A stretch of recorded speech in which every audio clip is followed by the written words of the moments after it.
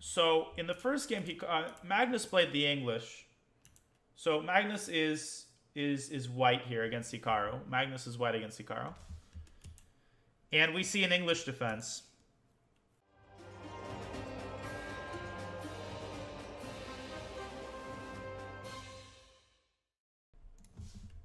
And then knight c3, queen e7. They repeated the line. Now Magnus doesn't go for d4 this time. He goes for queen c1. Now what is the idea of queen c1? Well, you know, you're bringing the queen away from the d file, which means that later on, the rook can occupy the d file and perhaps prepare some d4 ideas. Now you might say, well, isn't this very far in the future? Thank you. Yes, it is very far in the future, but that's how Magnus plays. He plays for the future. And the other thing that he can do here is support a potential knight maneuver to c5. So knight d4 by Hikaru. He's trying to nip all this in the bud. Takes knight e4. And here Hikaru made the decision that I thought was very questionable. I think that this is a mistake, at least from a personal perspective. I'm not checking with the computer. Hikaru castles. Now, his intention is very clear. He wants to checkmate Magnus by playing h5, h4, opening up the h-file, and playing bishop h3. But this is, I think, a very good application of something that I call the three-move rule. And I've introduced it before in my PogChamps coaching. And I talk about it a lot with my students. The three-move rule is a very rough guideline by which you can assess whether or not an idea is realistically achievable in any given position. Now, all things held equal, in an unbalanced position, if an idea takes 3 moves or longer to achieve, from start to finish, chances are, unless there are extenuating circumstances, such as the conspicuous absence of counterplay on the side of your opponent, it's probably unrealistic. Okay, now, obviously, there are tons of exceptions to this rule, but it is kind of, I think, a pretty faithful guideline that can allow you to assess certain types of ideas. Now, h5, if you think about it, 1, 2, 3. Now, we can say 3.5 because white's probably going to recapture. 3.5, 4, and only on the 4th move does black finally penetrate then with queen h3. So, in a situation like this, a 4-move idea, to me, is just not very achievable. And the same thing goes for maneuvers. If you're orchestrating a maneuver that takes 3 moves or longer, that doesn't mean you can't do it. You just got to be very careful about properly anticipating your opponent's counterplay. So what should Nakamura have done here? I'm not a specialist in these types of positions, but I'm thinking c6 perhaps comes to mind in order to blunt the influence of the bishop. Fatal owl, well, those are two entirely different things. The move queen c1 prepares a potential move, by the way, which is only one move. Okay? I'm not saying he's going to play it, and even if he does play it, it abides by the 3-move rule. Rook d1 is only one move. Now, here, I'm not saying don't think ahead. I'm talking specifically about the length of a specific plan and discussing the length of the plan versus opening up a potential idea. Those two things are... I did, yeah, yes, 111. Thank you for the sub. My apologies if I missed it. So I think that c6 might have made some sense. Castles, and of course Magnus plays a4. And obviously, in such positions, you ignore the pawn on b3. I mean, getting worried about bishop takes b3 would be quite ridiculous. Now, what to do in this position?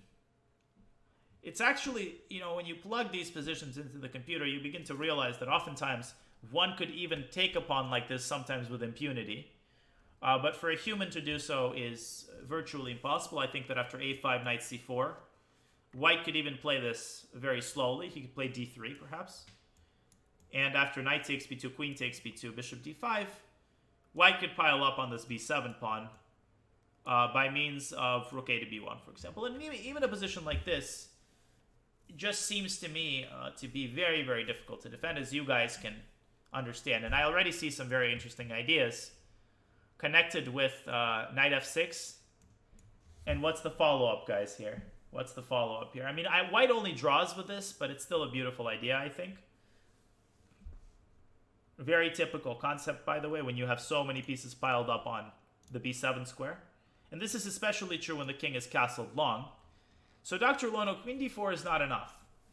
It's like you're not putting enough a1 sauce on the steak. I'll play c5 and I'll chase you away. Remember, you've sacrificed a piece. So instead, you have to sack the queen. And now you have a very typical draw. If you take the queen, you'll be down a piece. You could play rook b8 check just for architectural purposes. And then you can force the draw. But you can't do any more than that. Unfortunately, it's a windmill, but there's no grist. You know, there's no grist for the mill. You can't take any pieces with the windmill, so it's like an empty windmill.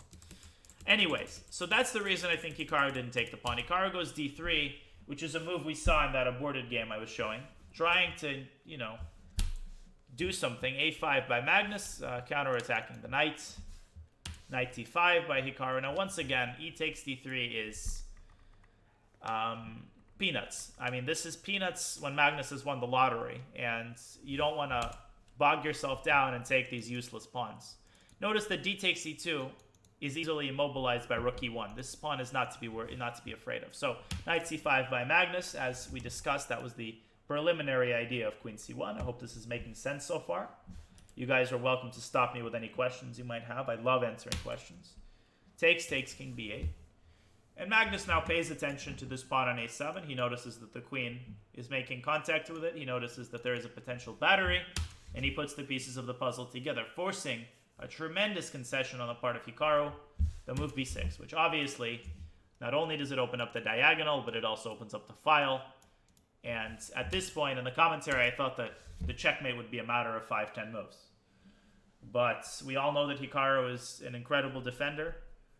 And he's an incredible defender not only because of the objective resilience of his ideas, but because he forces the opponents essentially to find tremendously precise sequences of moves.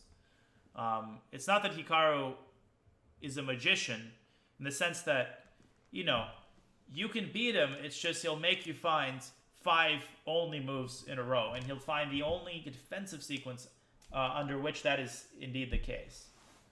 So, queen a3, d takes e2, rook fe1, of course. Hikaru plays rook c8, and what he's trying to do with this move is bring the rook to c7. Why is he bringing the rook to c7? Well, he doesn't want his queen to be tied down to the defense of the a7 pawn. Now, why is it bad for a queen to be tied down to the defense of a pawn? Because it's a goddamn queen. You want your queen to do more than just, you know, supervise an impotent pawn. You want the queen to at least participate in the action in an appreciable way. So is it good to have the rook tied down to the pawn? No, but at least it's better than having the queen tied down to it. Takes. Rook c7. And now we see a very interesting move from Magnus, rook ae1. And one might think, well, why the hell is he removing his rook from the file on which he seems to be attacking? Well, chess is a very multi-dimensional game. You know, first of all, he's preparing a brilliant tactic that I'm going to unpack that he plays in the next move. In my view, it was brilliant. But in addition, notice that the rook can potentially penetrate to e8 or perhaps to e7. So he's shifting the focus over to the center, trying to overextend black, who has just expended all of his resources on queenside defense. Of course, he's also threatening the bishop, and the bishop is defending the knight, so this entire mechanism is very flimsy. Bishop h3 by Nakamura. Of course, Hikaru trying, hoping against hope to trade off the light-squared bishops. And here, Magnus plays a brilliant sacrifice. Now, in the commentary, we saw this move. We saw the possibility of this move. It flows naturally from this position. When you have all of your pieces participating in a game like this, it's natural that you're going to have some sort of tactical blow, and you need to be actively looking for one. And one manifests itself in the form of bishop takes b6, ripping into black's queenside pawn structure. Now, what is the idea? Black has 3 recaptures. Bishop takes g2 is the easiest recapture to refute. What does white do in this position, folks? Bishop takes rook check, very simple. Intermezzo, take, and we not only have a very good attack, but we have an extra exchange. So that one doesn't work. A takes b6. Now, it's very important when you're evaluating these positions to understand how the position changes as a consequence of your last move. A takes b6 opens up the a file, which means immediately we conclude this knight on d5 is pinned. And this is, by the way, a pin, okay? It might not be a pin you're used to, but this is a pin. because the knight cannot move due to mate. So we can use that fact to play what move. What move flows naturally when we realize that the knight on d5 isn't actually controlling any squares. Yeah, you guys are on the ball, as always. Rook e7.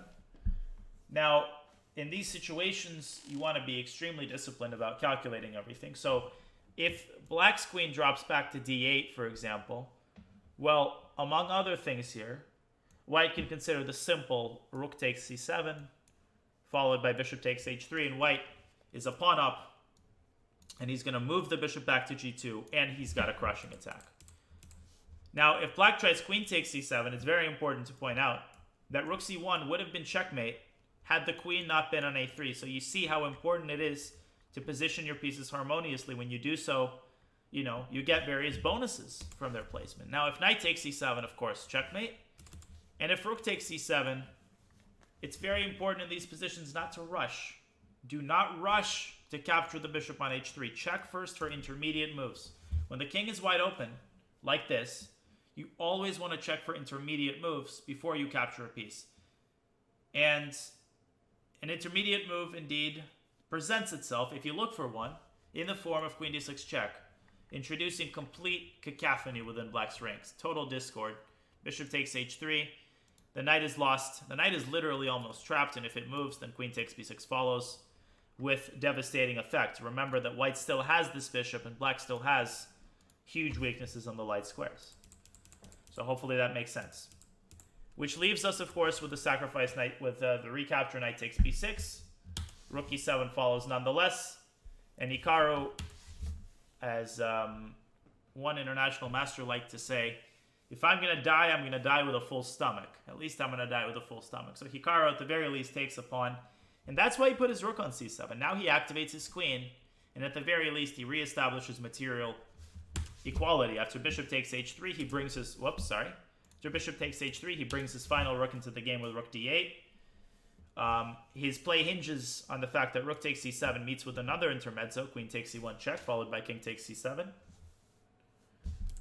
And this is the point at which Magnus, well, a couple of moves from now, is where Magnus really started to surprise everyone in the commentary booth. Queen a6 makes sense, okay? Bringing the queen in, controlling the b7 square, preparing a potential bishop g2.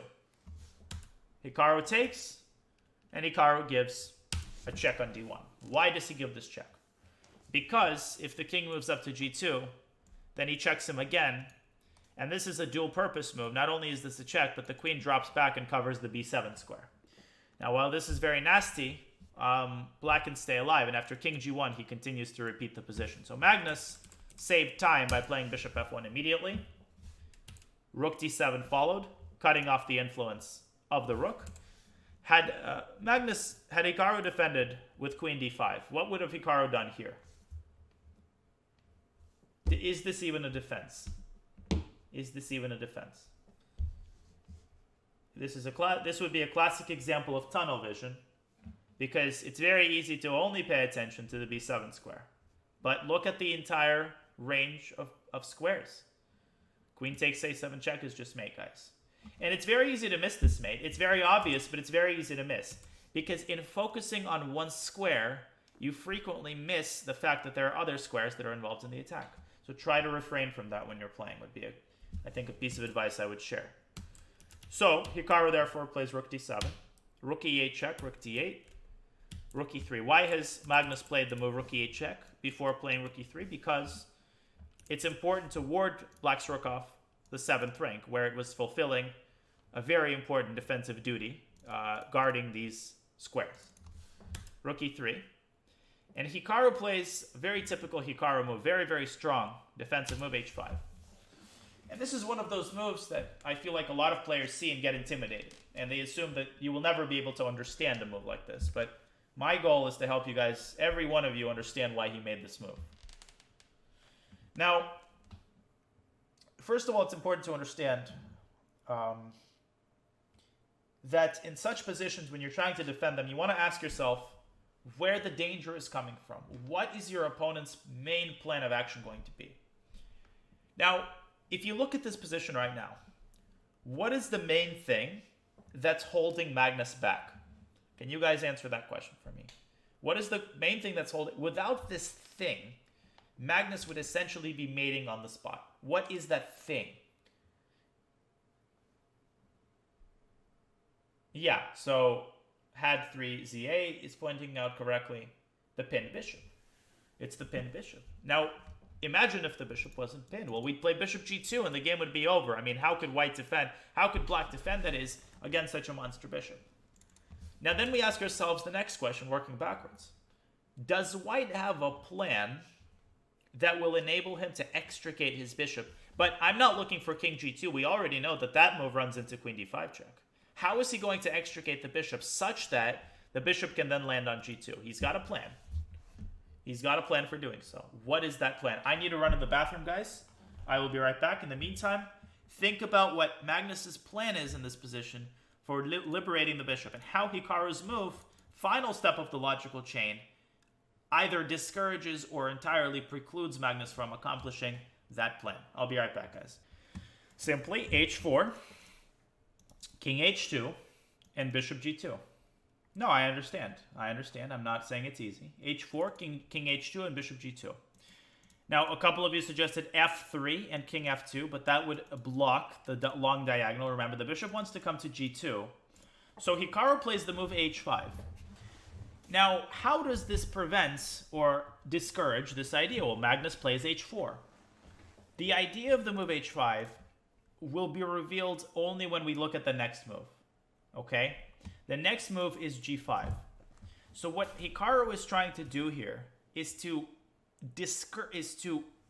start off an attack against white's newly created pawn weakness on h4. I call it a hook. So that white will not be able to play king h2, bishop g2 in succession. He will have to distract his attention on doing things like h takes g5. So I actually think that g5 immediately would have also been possible. That would have perhaps been a more clear way of preventing the move h4. But I think the reason Hikaru plays h5 is because he was worried Magnus would play h3. And which weakening move does Hikaru now have at his disposal that can weaken the position of white's king? This is why he played h5 and not g5. And I'm explaining. He can play h4. Now, I hear you guys saying, why the hell does this matter? White plays g4. Well, it does matter because notice this diagonal. Let's say black plays a random move. Now, after king h2, what move does black have? What additional resource does black have? This is the brilliance of this defensive idea. Very nice, you guys. Queen d6 check. And without this move h4, without this provocation, this check would not have been possible. So that is the ultimate point of h5. It's a three-step logical process. What is white's idea? How does he accomplish it? How can I prevent it? And that last step is where people obviously struggle. A very, very strong defensive idea indeed. h4 by Magnus g5. Now this is where I was a little bit surprised. Now, I thought that Magnus could still play king h2 and simply ignore the capture of Hikaru and go bishop g2 and reach this position where it is true that Hikaru has taken at least one of Magnus's pawns, so I will die with a full stomach, but Magnus has a crushing tactical blow here. Now that he has made contact with the b7 pawn, we have a typical case of overloading. The queen on d7 is tied down to the defense of this square. We can use that to distract the queen and win on the spot. Rook d3 is easy. You cannot take the rook. Checkmate. If you move the queen, then rook takes d8, queen takes d8, and queen b7 check. So in the commentary, I spotted this. And we were both shocked that Magnus did not play king h2. Now, this is very uncharacteristic. I don't know. I'm not looking with the computer, but I am pretty much positive that king h2 would have been correct here. Okay? And when you talk about bad form, and you want to define it, this is what bad form is. This is what bad form is. Magnus missing rook d3 is inexplicable. That's like LeBron missing a layup. Does LeBron miss layups? He does. Absolutely does. And we shouldn't hold it against LeBron for missing the occasional layup. That's why the people sitting in their armchairs, looking at the computer eval, should not bury Magnus for missing this. He's a human being. Human beings have off games. But that's why I feel like he lacks some confidence. I feel like h takes g5 stems from a fundamental lack of confidence in his ability to sack the pawn and evaluate that position correctly. Now, here again, king h2 was possible, but now the situation has greatly complicated because after h takes g3 check, f takes g3, what additional set of resources does black have in this position? In fact, at this point, black is already winning with the following move. And this shows how important it is to pay attention to the tiniest details because they inform your knowledge of the position. Rook h8. Almost checkmate. And after bishop h3, we checkmate the bishop with g4. Okay? So, in any case, at this point, it's a day late and a dollar short. Or, yeah, I think that's how it goes. Rook e7, rook d7. Again, notice how white is greatly circumscribed. White's potential to win this game is impeded to the greatest effect by the fact that the bishop is paralyzed. That's why it's so important to identify what's holding you back. Rook e8 check, rook d8, and Magnus signaling the failure of his strategy goes queen b5. And at this point, it's already become clear that he has relinquished the immediate attack against black's king. Instead, he's switching his attention to the newly created pawn weaknesses, and Hikaru once again reacts very, very accurately. Rather than panicking, he goes h4.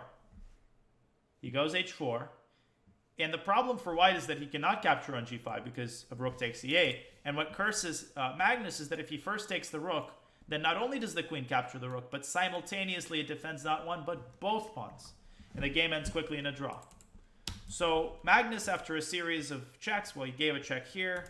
He goes rook e6, trying to somehow orchestrate some sort of checkmating operation, and Hikaru fearlessly and correctly takes on g3. It's very important to understand the king is not an easy piece to checkmate. Why is this not checkmate? Where does black's king escape to? What square guarantees the king an escape? This was not a must-win. This was the first game of their mini-match. Well, ultimately, a8. Yeah, ultimately the king escapes to a8. Ultimately, the king escapes to a8, where it's safe, sound, on a beach somewhere in Maui. And that's what happens. Check. Magnus returns to take the pawn. And Hikaru finds yet another brilliant defensive resource, this one to save the game. He activates his knight with knight d5. Now, this move is not so surprising until you realize that he seems to have blundered a pawn. Not only has he seemed to blunder a pawn, but he's done so while attacking the rook on d8. Let's not forget, white can use his extra pawn now to transform the game into an endgame, which is going to be tremendously difficult to defend. But Hikaru once again exploiting the pin against black's bishop and exploiting the newly created g-file, combining those two factors together. If we think very hard about how we can combine those factors together, we find the move. It's not a very difficult tactic. Why don't you guys take a stab at it?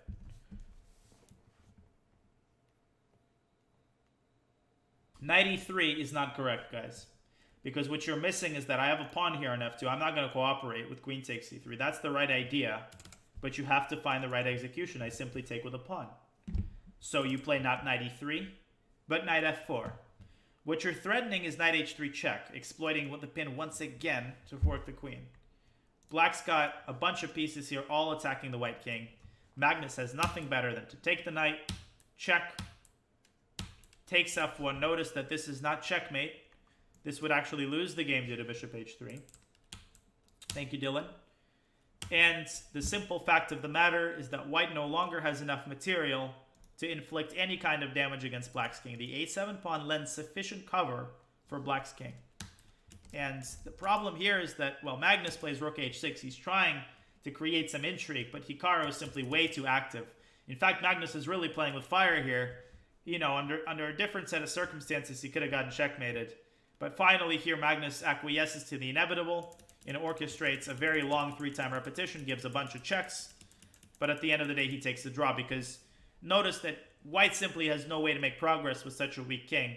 Any other move that's not a check would essentially get checkmated. So that is how Hikaru pulled off a miracle draw in the first game. using some brilliant defensive resources. So the opening was really amazing for Magnus. Bishop takes b6, an incredible move, really. But what Hikaru did here, if you guys notice, this is what I said at the start. He forced Magnus to find an only series of moves. Because I believe that king h2 was the only clean point at which Magnus could have won the game. This was the only point at which Magnus could have won the game. After he took on g5, while he might have still been better, I'm sure he was, I didn't see a clear-cut win. And therein lies the essence, I would say, of what makes Hikaru, among other things, very good at blitz and rapid, is the fact that he puts in front of his opponents tremendous difficulties in the sense that he forces his opponent to play precisely.